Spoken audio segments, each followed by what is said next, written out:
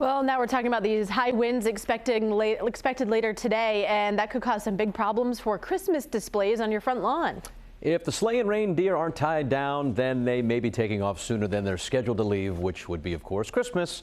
Erica Ritchie live in our weather yard this morning, and there is a safety concern tied to this reminder as well, but we're looking at you right now. It doesn't look too windy out there yet. No, of course, as you heard TJ mention, this is going to be for later on today, after 3 o'clock this afternoon. That's when those winds are going to start picking up, and that's when the concern is for that lovely front lawn display that you have. But the concern really is more than just trying to keep that display intact. We know you worked really hard on that. But if any of those decorations take flight in those strong and heavy winds, they could get tangled up in power lines, and that's where the safety concern comes in.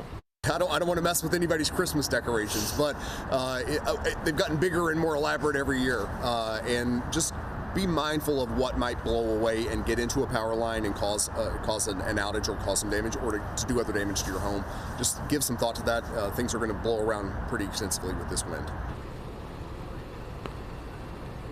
All right, so keep that in the back of your mind while there's a lull today in the weather between the morning and the evening commute. Maybe you can get outside and you can make sure that those decorations are in fact secure. If you have those inflatables on your front lawn, you might want to consider deflating them at least for the entire day today. And then maybe go ahead and check some of those electrical connections. If there's any exposures where you have some lights plugged in, try and seal those up as best you can there. And while you do your preps, be assured that Rhode Island Energy is doing its own. It is opening its Storm Operations Center early this morning, and crews are already in place across the state, ready to respond to any emergency that might arise from those strong winds that are forecasted for later today. 180 line crews from around the region and tree crews have already been called in by Rhode Island Energy as well. They're also staged in various parts across Rhode Island, ready to respond so that they can meet their goal of getting any power back on within 24 hours should any of those trees or power lines come down, as they expect that they might with this storm later today.